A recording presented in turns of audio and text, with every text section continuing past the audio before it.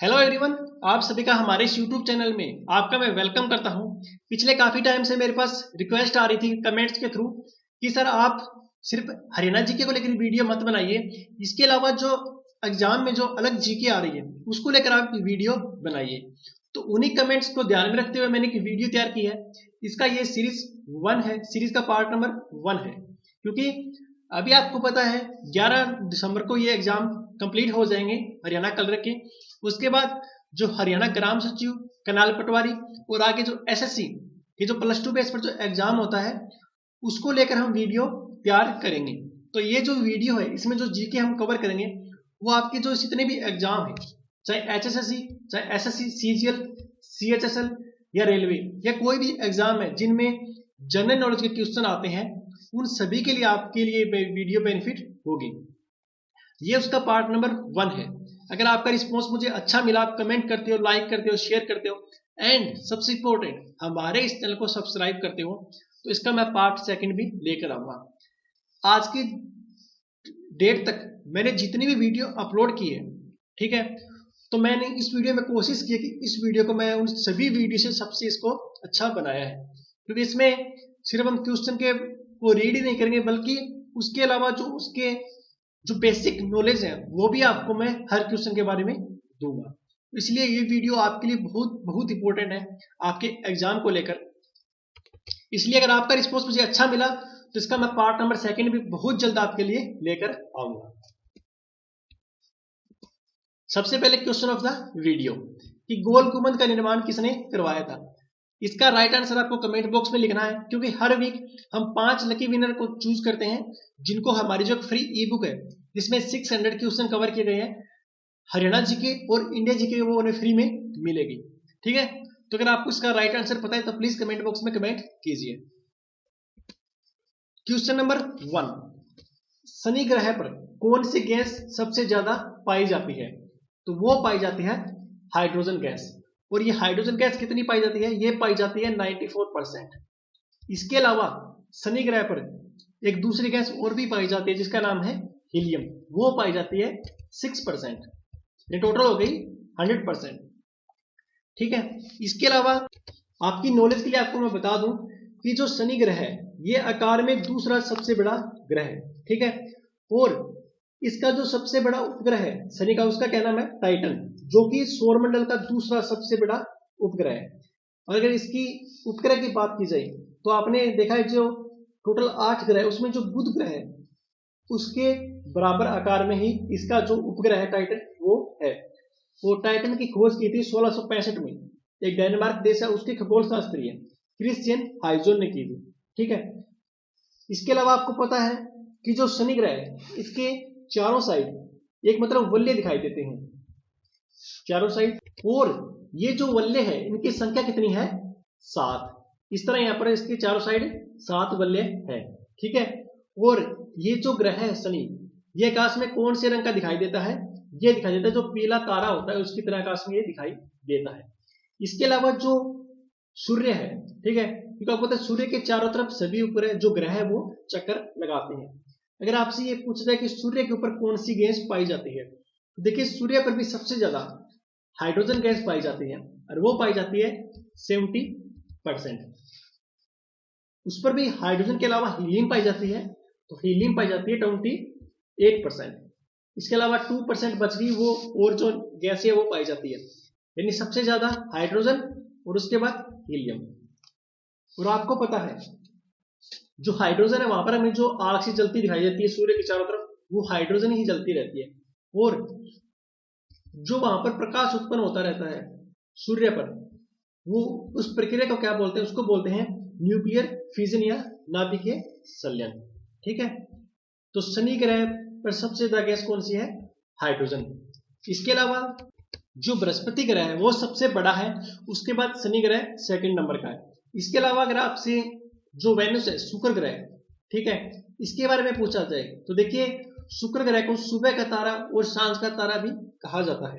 ठीक है, इसके अलावा मंगल ग्रह, उसको हम लाल ग्रह भी कहते हैं। इसके अलावा बुध की बात की जाए, देखिए बुध सबसे छोटा है आकार में और बुध का कोई उपग्रह भी नहीं है। इसके अलावा जो शुक्र ग्रह है उसका भी उपग्रह कोई भी नहीं है। ठीक है। क्वेश्चन नंबर 2, सीवी रमन को नोबेल पुरस्कार कब मिला था? तो देखिए ये मिला था सन 1930 में। आपको पता है सीवी रमन भारत के बहुत ही महान साइंटिस्ट थे जो कि फिजिक्स में इन्होंने नोबेल पुरस्कार मिला था। देखिए सबसे पहले बात करते हैं कि नोबेल पुरस्कार स्टार्ट कब हुआ था। ठीक है, देखिए नोबेल पुरस्कार किसने स्टार्ट किया था? तो ये किया था जो डेनमार्क, जो स्वीडन देश है, ठीक है, उनके वैज्ञानिक थे अल्फ्रेड बर्नहार्ड, जिसने 1901 में इसकी स्थापना की थी। ठीक है, इसके अलावा अल्फ्रेड ने जो डायनामाइट है उसका आविष्कार है अल्फ्रेड ने किया था। ठीक है, पहले जो नोबेल पुरस्कार था वो सिर्फ 5 विषयों में दिया जाता था। ठीक है, उसके बाद जो इकोनॉमिक्स है, अर्थशास्त्र है, उसका जो पुरस्कार है वो 1967 में मिलना स्टार्ट हुआ था। ठीक है, लेकिन ये स्टार्ट 1967 में किया था, लेकिन जो पहला पुरस्कार मिला था अर्थशास्त्र में वो मिला था सन 1969 के अंदर। ठीक है, और इसे जो अर्थशास्त्र में मिलता है उसको अर्थशास्त्र में नोबेल स्मृति पुरस्कार भी कहा जाता है। ठीक है, और हर साल जो नोबेल पुरस्कार मिलते हैं उनकी जो घोषणा होती है वो होती है हर साल जो अक्टूबर में है उसमें, और उनको मिलते कब है पुरस्कार? वो मिलते हैं 10 दिसंबर को, क्योंकि उस दिन जो अल्फ्रेड थे, नोबेल थे, उनकी पुण्यतिथि होती है। ठीक है, इसके अलावा आज तक 4 ऐसे व्यक्ति हुए जिन्हें 2 बार नोबेल पुरस्कार मिला है। सबसे पहले मैडम क्यूरी थी, उन्होंने 1903 में जो रेडियो सक्रियता होती है फिजिक्स के अंदर उन्होंने खोज की थी। ठीक है, उसके बाद दूसरा व्यक्ति कौन था? लिनस पॉलिंग, जिसे 1954 में नोबेल पुरस्कार मिला था। इसके बाद तीसरा व्यक्ति कौन था? जॉन बार्डिन, जिसे 1956 में फिजिक्स के लिए नोबेल पुरस्कार मिला था। इसके बाद कौन था? फ्रेडरिक सेंगर, जिसे 1958 में नोबेल पुरस्कार मिला था केमिस्ट्री के लिए। अगर भारत में बात की जाए कि भारत में किस किस व्यक्ति को नोबेल पुरस्कार मिला है, तो देखिए सीवी रमन को मिला था सन 1930 में। ठीक है, इसके अलावा मदर टेरेसा जिन्हें शांति के लिए मिला था 1979 के अंदर। ठीक है, इसके अलावा जो अमर्त्य सेन थे उन्हें मिला था अर्थशास्त्र के लिए 1998 में। और आपको पता है अमर्त्य सेन थे जो नालंदा यूनिवर्सिटी है उनके हेड भी रह चुके हैं। इसके अलावा मिला था 2014 में कैलाश सत्यार्थी, उन्होंने एक बचपन बचाओ आंदोलन था उनका, ये काफी कारण इनको प्रसिद्धि मिली थी, इसीलिए कैलाश सत्यार्थी को 2014 में नोबेल पुरस्कार मिला था। इसके अलावा भारतीय कुछ और भी व्यक्ति हुए जिन्हें नोबेल पुरस्कार मिला है, जैसे कि सन 1968 में जो हरगोविंद खुराना है उन्हें मिला था मेडिसिन के लिए। इसके अलावा सन 1983 में एस चंद्रशेखर, उनको फिजिक्स के लिए मिला था। इसके अलावा सन 2009 में वेंकट रमन रामकृष्ण, उनको केमिस्ट्री के लिए मिला। ठीक है, इसके अलावा कुछ ऐसे भी व्यक्ति हुए हैं, ठीक है, जो भारत में तो नहीं है लेकिन उनका किसी न किसी कारण भारत से उनका रिलेशन है, उनको भी नोबेल पुरस्कार मिला है। तो मैं जो मैं बोलता जा रहा हूँ प्लीज आप वो उन्हें नोट कर सकते हैं।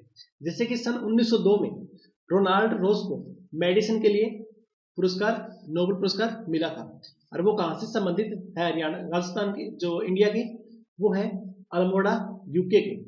इसके अलावा सन 1907 में रूडियार्ड किपलिंग, उनको भी नोबेल पुरस्कार मिला था। उन्होंने जंगल बुक, प्रेरणा, ये काफी उन्होंने फेमस उनकी रचनाएं हैं। ठीक है, उन्हें साहित्य के लिए मिला था। इसके अलावा सन 2001 में वीएस नायपॉल, ठीक है, इन्होंने एक बुक भी लिखी है हाउस फॉर मिस्टर विश्वास, इन्हें साहित्य के लिए नोबेल पुरस्कार मिला था। इसके अलावा सन 1989 में दलाई लामा, जो कि तिब्बत में सबसे ऊंची पोस्ट होती है, ठीक है, उनको भी नोबेल पुरस्कार 1989 में मिला था। कांग्रेस की स्थापना कब हुई थी? तो वो हुई थी सन 1885 में, यानी कांग्रेस 1885 में बनी थी। उस टाइम भारत का वायसराय कौन था जब कांग्रेस की स्थापना हुई थी? उस टाइम था लॉर्ड डफरिन। और कांग्रेस की स्थापना किसने की थी? ए हो ह्यूम ने। ठीक है, और इनकी जो पहली सम्मेलन हुआ था कांग्रेस का, वो हुआ था सन 1885 में ही बंबई में हुआ था, और जिसका अध्यक्ष कौन था? बनर्जी। इसके बाद नेक्स्ट 1886 में हुआ था, वो हुआ था कर्नाटका में, और उसका अध्यक्ष कौन था? नेरोजी भाई। इसके बाद सन 1887 में इनका तीसरा हुआ था मद्रास में, उनके अध्यक्ष कौन, किसने की थी? तोयब जी ने, जो कि पहले मुस्लिम अध्यक्ष थे कांग्रेस के। इसके अलावा सन 1888 में इलाहाबाद में हुई थी, वो की थी, उनके अध्यक्ष कौन थे? यूले जी, जॉर्ज यूले जी। वो पहले अंग्रेज अध्यक्ष थे कांग्रेस के सम्मेलन के। ओके, हमारे संविधान में कुल कितने मौलिक कर्तव्य है? देखिए ये है टोटल 11। और ये जो मौलिक कर्तव्य का प्रावधान है, ये जो सिस्टम हमने कौन सी कंट्री से अडॉप्ट किया है? तो वो किया था हमने यूएसएसआर, ठीक है, जो कि पहले कई देश एक साथ है, लेकिन सन 1991 में ये अलग अलग हो गए। ठीक है, तो उस टाइम हमने ये जो मौलिक कर्तव्य का प्रावधान है ये यूएसएसआर से लिया था। इसके अलावा जो पंचवर्षीय योजनाएं होती है उसका सिस्टम भी हमने यूएसएसआर से अडॉप्ट किया हुआ है। ठीक है, ऐसा नहीं है कि स्टार्टिंग में 11 मौलिक कर्तव्य थे, पहले टोटल हमारे पास 10 कर्तव्य थे। ठीक है, लेकिन सन 2002 में जो 11वां मौलिक कर्तव्य था उसमें ऐड किया गया था। ठीक है, वो हुआ था 86वां संशोधन था। इसके अलावा हमारे संविधान में ये कब जोड़े गए मौलिक कर्तव्य? तो ये जोड़े गए थे 42वें संशोधन में, 42वें, जो कि 1996 में हुआ था। और आपको पता जो 42वां संशोधन हुआ था उसको मिनी संविधान भी कहा जाता है। ठीक है, अगर ये बात हुई मौलिक कर्तव्य की, अगर फंडामेंटल राइट्स की बात की जाए तो वो कितने हैं टोटल? पहले 7 थे। ठीक है, लेकिन अभी फिलहाल ये 6 है, क्योंकि सन 1978 में जो 44वां संशोधन हुआ था उसमें जो राइट टू प्रॉपर्टी, ठीक है, जो संपत्ति का अधिकार था उसे इससे हटा दिया गया। ठीक है, और ये हमारे संविधान के भाग नंबर 4 में मौलिक अधिकार के बारे में बताया गया है। ठीक है, तो मौलिक कर्तव्य हमारे 11 और मौलिक अधिकार है 6, जो पहले 7 थे। पहले मौलिक कर्तव्य 10 थे, लेकिन अभी 11 कर दिए हैं सन 2002 में। और जो मौलिक अधिकार थे वो पहले 7 थे, लेकिन 1978 में इसको संख्या घटाकर इसकी 6 कर दी है। साल 2018 का फीफा वर्ल्ड कप कहां पर होगा? तो ये होगा रूस के अंदर। और जो 2022 का फीफा वर्ल्ड कप है वो कहां पर होगा? कतर में। ठीक है, इसके अलावा अगर आपसे पूछे तो एशियन गेम्स है, ठीक है, उनका कहां पर होगा कप? ठीक है, तो 2018 में एशियन गेम्स का कहां पर आयोजित होगा? तो वो होगा 2018 में जकार्ता, जो कि इंडोनेशिया की राजधानी भी है। और 2012 में कहां पर हुआ था? हैंगजोउ, जो कि चाइना के अंदर है।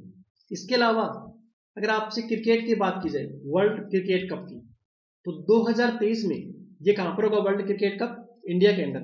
और अभी 2019 में होगा इंग्लैंड के वेल्स के अंदर। इसके अलावा अभी जो ओलंपिक हुए थे वो हुए थे रियो ब्राजील में। और जो 2020 के हैं वो कहां पर होंगे? टोक्यो जापान के अंदर। इसके अलावा जो ओलंपिक खेल है वो स्टार्ट कब हुए थे? वो हुए थे फर्स्ट टाइम 1896 में एथेंस, जो कि ग्रीस के अंदर है। देखिए एथेंस ग्रीस में 2 बार ओलंपिक खेल हो चुके हैं, पहली बार सन 1896 में और दूसरी बार 2004 में। ओके, इसरो का पूरा नाम क्या है? तो देखिए इसरो का पूरा नाम है इंडियन स्पेस रिसर्च ऑर्गेनाइजेशन। ठीक है, और इनका जो हेडक्वार्टर है वो कहां पर है? बंगलोर, जो कि कर्नाटका में है। और इसरो कब बना था? ये बना था सन 1969 के अंदर। ठीक है, और इसके चेयरमैन कौन है इसरो के? एस किरण कुमार। और इनकी जो कमर्शियल ब्रांच है इसरो की वो कौन सी है? अंतरिक्ष। ठीक है, इसके अलावा आपको पता है जो सतीश धवन एक सेंटर है वो कहां पर है? श्री हरिकोटा, जो कि आंध्र प्रदेश में है। ठीक है, इसके अलावा जो IIRS है, IIRS यानी Indian institute of remote sensing, वो कहां पर है? वो देहरादून के अंदर है।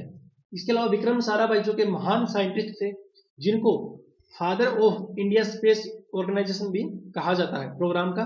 ठीक है, इसके उन्हीं के नाम पर विक्रम साराभाई स्पेस सेंटर यानी VSSC कहां पर है? तिरुवनंतपुरम, जो कि केरला के अंदर है। और यहीं से ही जो हमारा फर्स्ट रॉकेट हुई थी वो लॉन्च की थी कहां से? VSSC, Vikram Sarabhai space research. Okay, इसके अलावा आपने नाम सुना होमी भाभा। वो भी एक महान इंडिया के वैज्ञानिक थे जिनको father of India nuclear programme भी कहा जाता है। ओके, भारत की तरफ से पहला व्यक्तिगत गोल्ड मेडल किसने जीता? देखिए वो जीता था अभिनव बिंद्रा ने। ये कब जीता था? 2008 में, जो बीजिंग में ओलंपिक हुए थे उसमें। इसके अलावा भारत ने आज तक सबसे ज्यादा जो गोल्ड मेडल जीते वो हॉकी के अंदर जीते हैं 5 बार लगातार। और लास्ट इंडिया ने कब जीता था? सन 1980 में, जो कि रूस की राजधानी मॉस्को में हुआ था। उसके बाद आज तक 2016 तक भारत ने हॉकी में कोई गोल्ड मेडल नहीं जीता है। इसके अलावा भारत में सन 1952 में जो केडी जाधव थे उन्होंने ब्रॉन्ज मेडल जीता था रेसलिंग के अंदर। इसके अलावा जो 1996 में ओलंपिक्स खेल हुए थे उसमें टेनिस के अंदर ब्रॉन्ज मेडल जीता था लिएंडर पेस ने। ठीक है, और वो कहां पर हुआ था? अटलांटा अमेरिका में। और आपको पता है लिएंडर पेस, इनके साथ इनके जोड़ी जो पार्टनर है उनका नाम क्या है? रोहन बोपन्ना। और अभी जो 2016 का जो ओलंपिक हुआ था उसमें ये लिएंडर पेस का 7वां ओलंपिक था। इसके अलावा सन 2000 में जो सिडनी में ओलंपिक हुए थे उसमें भारत को सिर्फ एक मेडल मिला था। वो किसने लिया था? कर्नल मल्लेश्वरी ने, जो कि भारोत्तोलन के अंदर उनको मिला था ब्रॉन्ज मेडल। इसके बाद सन 2004 में भारत को सिर्फ एक ही मेडल मिला था सिल्वर, और वो मिला था राज्यवर्धन सिंह राठौड़ को। इसके बाद सन 2008 में भारत को 3 मेडल मिले थे। ठीक है, अभिनव बिंद्रा को गोल्ड मेडल मिला था, विजेंद्र सिंह को ब्रॉन्ज और सुशील कुमार को भी ब्रॉन्ज। उसके बाद जो 2008 उसमें भी 3 मेडल, नहीं 2012 उसमें जो लंदन में हुआ था उसमें भारत को 6 मेडल मिले थे। वो फर्स्ट टाइम था जिसमें भारत को सबसे ज्यादा गोल्ड जो मेडल थे वो मिले थे। उसमें ब्रॉन्ज मेडल मिला था सानिया मिर्जा, मैरी कॉम जो कि 5 बार वर्ल्ड चैंपियन भी रह चुकी है। ठीक है, और गगन नारंग, योगेश्वर दत्त, इन चारों को ब्रॉन्ज मेडल मिला था। इसके अलावा विजय कुमार जो कि शूटिंग के खिलाड़ी हैं और सुशील कुमार, इन दोनों को सिल्वर मेडल मिला था। और अभी 2016 में भारत को सिर्फ 2 ही मेडल मिल पाए। वर्ल्ड टीचर डे कब मनाया जाता है? तो यह मनाया जाता है 5 अक्टूबर को। देखिए यहां पर बात होती है वर्ल्ड टीचर डे की, ना कि भारतीय सिर्फ इंडिया की बात नहीं हो रही है, क्योंकि भारत में टीचर डे मनाया जाता है 5 सितंबर को। और भारत में सबसे पहले कब मनाया गया था? सन 1962 में। ठीक है, और जो वर्ल्ड में सबसे पहले जो वर्ल्ड टीचर डे बनाया गया था ये बनाया गया था सन 1994 में। ठीक है, इसके अलावा आपको पता है जो नेशनल साइंस डे है, ठीक है, राष्ट्रीय विज्ञान दिवस, वो मनाया जाता है 28 फरवरी को। ठीक है, आपको पता है क्यों मनाया जाता है? जो सीवी रमन थे, जिसके बारे में स्टार्टिंग में बात की थी, उन्होंने सन 1930 में उनको नोबेल पुरस्कार मिला था। ठीक है, क्योंकि उन्होंने आविष्कार किया था 28 फरवरी 1928 को, इसीलिए उनके सम्मान के रूप में 28 फरवरी को राष्ट्रीय विज्ञान दिवस मनाया जाता है। इसके अलावा जो योग दिवस है वो मनाया जाता है 21 जून को, जो कि पूरे विश्व में मनाया जाता है। ISI का पूरा नाम क्या? तो इसका पूरा नाम क्या है? Inter services intelligent. ठीक है, और ये कहां की संस्था? ये है पाकिस्तान की। और आपको पता है पाकिस्तान और इंडिया को लेकर हमेशा से कश्मीर को लेकर विवाद चलता आ रहा है। तो कश्मीर का एक छोटा सा हिस्सा है जिस बारे पाकिस्तान बोलता है कि हमारा है, लेकिन इंडिया बोल रही है हमारा है। और जो पाकिस्तान अधिकृत क्षेत्र है जिसको पाकिस्तान अपना बता रही है, उसको पाकिस्तान में क्या कहा जाता है? उसको पाकिस्तान में कहते हैं पाक ऑक्यूपाइड कश्मीर या आजाद कश्मीर। और उसकी राजधानी क्या है? मुजफ्फराबाद। ठीक है, और आपको पता है जो ओसामा बिन लादेन था, ठीक है, उसको मारा गया था पाकिस्तान के अंदर। और वो स्थान कहां पर था जहां पर लादेन को मारा गया था? उसका नाम था अबोटा वाग। और इसको अमेरिका वालों ने वहां पर जाकर पाकिस्तान में उनको लादेन को मारा था। ठीक है, तो ISI का पूरा नाम है इंटर सर्विसेज इंटेलिजेंट। पहला गोलमेज सम्मेलन कब हुआ था?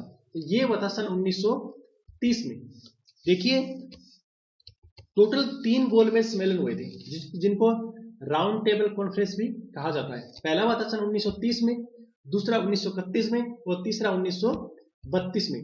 लेकिन कांग्रेस ने सिर्फ एक ही गोलमेज सम्मेलन में पार्टिसिपेट किया था, और वो किया था दूसरे, जो कि 31 में हुई थी, जिनमें महात्मा गांधी ने वहां पर पार्टिसिपेट किया था, लेकिन उसके बाद तीसरे में पार्टिसिपेट नहीं किया। ठीक है, और उसी टाइम जो 1931 में दूसरा हुआ था, उसी टाइम कुछ एक और भी घटना हुई थी, उसको बोलते हैं गांधी इरविन पैक्ट, जो कि 5 मार्च 1931 को लेकर की डेट को हुआ था। और उसी पैक्ट से डिसाइड हुआ था कि भगत सिंह को फांसी मिले या ना मिले। उसके बाद 23 मार्च 1931 को भगत सिंह को फांसी दे दी गई थी। तो पहला हुआ था सन 1930 में, और 1930 में ही जो सविनय अवज्ञा आंदोलन था महात्मा गांधी ने स्टार्ट किया था, जिसको दांडी यात्रा भी कहा जाता है। वो दांडी यात्रा 12 मार्च से लेकर 6 अप्रैल 1930 तक चली थी, यानी टोटल 24 दिन थे और 385 किलोमीटर। और महात्मा गांधी के साथ टोटल 79 लोग थे उस दांडी यात्रा में, जहां पर नमक तोड़ा था महात्मा गांधी ने, जो नमक कानून था उसको तोड़ा था। ओके, वनडे क्रिकेट मैच में सबसे तेज शतक किस खिलाड़ी ने लगाया है? तो वो लगाया है AB डिविलियर्स ने। और इन्होंने कितने बॉल ली थी शतक पूरे करने के लिए? Total 21 ball. इसके अलावा अगर आपसे T20 मैच में पूछा जाए कि सबसे तेज शतक किसने लगाया है, तो वो लगाया है फिंच, जो कि ऑस्ट्रेलिया के क्रिकेटर है। उन्होंने मात्र 47 गेंदों में उन्होंने अपना शतक पूरा किया था। इसके अलावा टेस्ट मैच में पूछा जाए कि टेस्ट मैच में सबसे तेज शतक किसने लगाया है, तो वो लगाया ब्रेंडन मैकुलम ने, जो कि न्यूजीलैंड के खिलाड़ी है। उन्होंने ओनली 54 बॉलों में अपना शतक पूरा किया था। इसके अलावा अगर आपसे ये पूछा जाए कि टेस्ट में डबल सेंचुरी किसने पूरी की सबसे तेज, तो वो की थी नॉर्थन एस्टल, जो कि न्यूजीलैंड के खिलाड़ी थे। उनका मैच किसके खिलाफ था? इंग्लैंड के खिलाफ। इसके अलावा वनडे में क्रिस गेल ने सबसे तेज की थी। ठीक है, डबल सेंचुरी की बात हो रही है यहाँ पर। वनडे में क्रिस गेल ने, और जो टेस्ट मैच में उसने की थी नॉर्थन एस्टल ने, जो कि न्यूजीलैंड के खिलाड़ी है। श्रीनगर किस नदी के किनारे पर है? तो ये है झेलम नदी के किनारे पर। और आपको पता है जो 5 नदियां हैं, व्यास, सतलुज, रावी, चिनाब और झेलम, इनको जो पंजाब है, पंजाब का मतलब 5 आबों का शहर, आब मतलब नदियां, तो ये नहीं 5 नदियों में एक नदी झेलम है। इसके अलावा जो सतलुज नदी है वो कहां से निकलती है? वो निकलती है तिब्बत से। ओके, बंगाल का पहला गवर्नर जनरल कौन था? तो वो था वारेन हेस्टिंग्स। देखिए, ये था बंगाल का। अगर आपसे ये पूछा जाए कि भारत का पहला गवर्नर जनरल कौन था, तो वो था विलियम बेंटिक। देखिए, सन 1858 से पहले गवर्नर जनरल होते थे, उसके बाद इनको वाइसराय कहा जाने लगा। ठीक है, जो भारत का वाइसराय था पहला, वो कौन था? Lord Canning. और आखिरी कौन था? Lord Mountbatten. और जो भारत का एकमात्र जो गवर्नर जनरल रहा था या वाइसराय रहा था, उनका नाम क्या था? सी राजगोपालचारी। ठीक है, ये पहले और आखिरी भारतीय गवर्नर जनरल थे। कौन थे? सी राजगोपालचारी। यानी बंगाल का पहला गवर्नर जनरल हुआ वारेन हेस्टिंग्स, और भारत का हुआ था विलियम बेंटिक। और भारत का पहला वाइसराय कौन था? Lord Canning. और अंतिम कौन था? Lord Mountbatten. संविधान के किस अनुच्छेद द्वारा देश में वित्तीय आपातकाल लगाया जा सकता है? तो ये लगाया जाता है हमारे आर्टिकल नंबर 360 से। लेकिन आपकी नॉलेज के लिए आपको मैं बता देना चाहता हूं कि आज तक भारत में कभी भी वित्तीय आपातकाल नहीं लगा है। भारत में आज तक सिर्फ 3 बार नेशनल इमरजेंसी लगी है। और नेशनल इमरजेंसी कौन से अनुच्छेद के द्वारा लगती है? वो लगती है अनुच्छेद नंबर 352। भारत में सिर्फ 3 बार नेशनल इमरजेंसी लगी है। सन 1962 में जब चीन के साथ हमारा युद्ध हुआ था, 1975 में जब इंदिरा गांधी ने इमरजेंसी लगाई थी, उस टाइम राष्ट्रपति कौन थे भारत के? फखरुद्दीन अली अहमद। वो तीसरा लगा था सन 1971 में जब पाकिस्तान के साथ हमारा युद्ध हुआ था। ठीक है, और जो आर्टिकल नंबर 356 है उसमें कौन सा आपातकाल लगता है? वो लगता है स्टेट इमरजेंसी। ठीक है, यानी 360 लगता है जो वित्तीय आपातकाल, और 352 लगता है नेशनल इमरजेंसी, और 356 के अकॉर्डिंग लगता है स्टेट इमरजेंसी। ओके, कार्बन का एटॉमिक नंबर क्या है? तो कार्बन का एटॉमिक नंबर है 6। सबसे पहले जरूरी कि एटॉमिक नंबर होते क्या है। देखिए, एक एटम में जो number of proton and number of electron होते हैं उनको एटॉमिक नंबर बोलते हैं, लेकिन जो प्रेफरेंस दी जाती है वो दी जाती है प्रोटॉन को इलेक्ट्रॉन से ज्यादा, यानी नंबर ऑफ प्रोटॉन को एटॉमिक नंबर कहा जाता है। ठीक है, इसके अलावा कार्बन का हो गया 6, इसके अलावा जो ऑक्सीजन है उसका कितना है एटॉमिक नंबर 8, इसके अलावा जो नाइट्रोजन का कितना है 7, बोरोन का 5, फ्लोरीन का 9, ठीक है, इसके अलावा हाइड्रोजन का 1, हीलियम का 2, लिथियम का 3, बेरिलियम का 4। ये इंपॉर्टेंट है जो कि आपके एग्जाम में आ सकते हैं। तो ये था आज का हमारा पार्ट नंबर 1। आई होप कि वीडियो आपको काफी पसंद आई होगी, क्योंकि मैंने इसमें फ्यूचर के अलावा जो उनकी बेसिक नॉलेज थी, उनका जो बैकग्राउंड नॉलेज था, उनको भी देने की आपको कोशिश की। अगर आपको वीडियो अच्छी लगी तो प्लीज लाइक कीजिए, ज्यादा से ज्यादा से आप शेयर कीजिए and don't forget to subscribe our channel. ठीक है, अगर आप इसको शेयर करते जो अदर स्टूडेंट है उनको भी इसका बेनिफिट मिलता है। अगर आप चाहते हो कि मैं इसका पार्ट नंबर 2 लेकर आऊँ तो प्लीज आप कमेंट कीजिए। अगर मुझे रिस्पॉन्स अच्छा मिलता है, मुझे मेरे पास 100+ कमेंट्स आते हैं, तो मैं इसका पार्ट नंबर 2 भी आपके लिए लेकर आऊंगा। Thanks for watching, best of luck.